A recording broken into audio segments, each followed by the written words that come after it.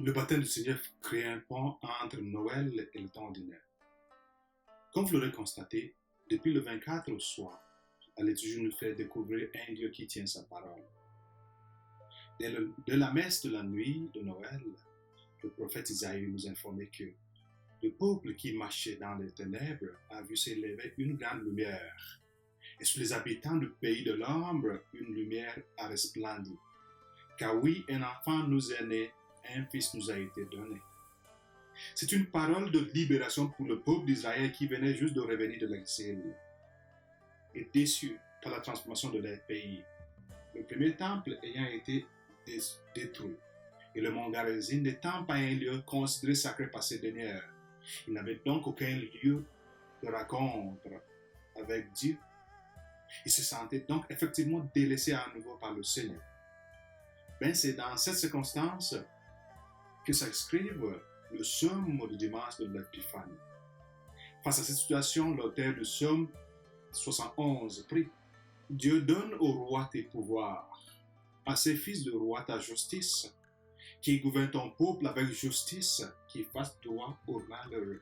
Et en ce jour-là fleurira la justice, grande paix jusqu'à la fin de la lune, qui domine de la mer à la mer et du fleuve jusqu'au bout de la terre. Voici la prière de ceux qui attendaient la naissance du Messie. Et donc, quand le prophète Isaïe annonçait la naissance du Messie, il ne contenait pas leur joie. Ils étaient vraiment en jubilation. C'est aussi dans cette lignée que s'inscrive la première lecture de dimanche passé. On y attendait le prophète Isaïe proclamer: Debout, Jérusalem, elle est venue ta lumière, et la gloire du Seigneur s'est élevée sur toi. Dans cette lecture, le Seigneur, une fois de plus, rappelle à son peuple qui tient sa parole. Il les rappelle à travers ces mots que oui, un enfant nous est né, un fils nous a été donné. Il n'est donc plus question de vivre dans l'humiliation. Debout, resplendissez, car ce nouveau-né est le signe que la gloire du Seigneur est levée sur vous. C'est aussi pour confirmer que le Seigneur a tenu sa parole que Jean-Baptiste, dans la lecture du dimanche de baptême du Seigneur, proclame sa venue en faisant sien la prophétie d'Isaïe où il proclamait: Voici votre Dieu, voici le Seigneur Dieu. Il vient avec puissance, son bras lui soumet tout.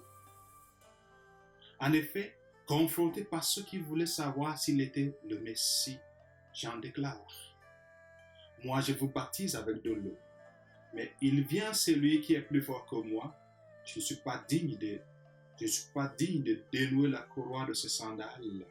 Lui vous baptisera dans l'Esprit Saint et le feu. Une fois encore, Dieu se manifeste, mais cette fois-ci, c'est à travers son propre Fils. Rappelons qu'à la fête de l'Épiphanie, c'était à travers l'étoile qu'il a présenté Jésus aux mages. Mais aujourd'hui, c'est sur une forme corporelle, comme une colombe, que l'Esprit descendait sur Jésus. Et il y a eu une voix venant du ciel qui disait: Tu es mon Fils bien-aimé, en toi je trouve ma joie. Et comme Saint Paul le dit bien dans la deuxième lecture, par le bain du baptême, il nous a fait renaître et nous a révélé dans l'Esprit Saint. Cet Esprit, Dieu l'a répandu sur nous en abondance par Jésus-Christ notre Sauveur. Dans notre cas, c'est à travers nos différents baptêmes que nous aussi nous participions dans cette filiation que Jésus inaugure en devenant humain. Comme saint Athanas disait, il est devenu humain pour que nous puissions devenir divins. La parole a été fait chair afin que nous devenions Dieu. Grâce au baptême, nous prenons part à cette communion. D'ailleurs, Saint Paul nous dit dans la deuxième lecture qu'en Jésus, la grâce de Dieu s'est manifestée pour que se réalise la bienheureuse espérance, la manifestation de la gloire de notre grand Dieu et Sauveur, Jésus-Christ.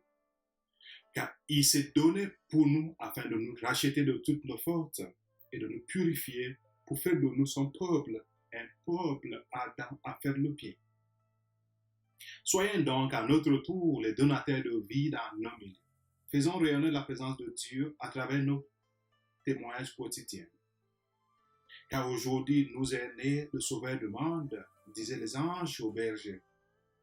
Manifestons donc sa gloire en rendant accessible à tous son projet de libération. Je vous souhaite bonne fête du baptême du Seigneur et de votre baptême.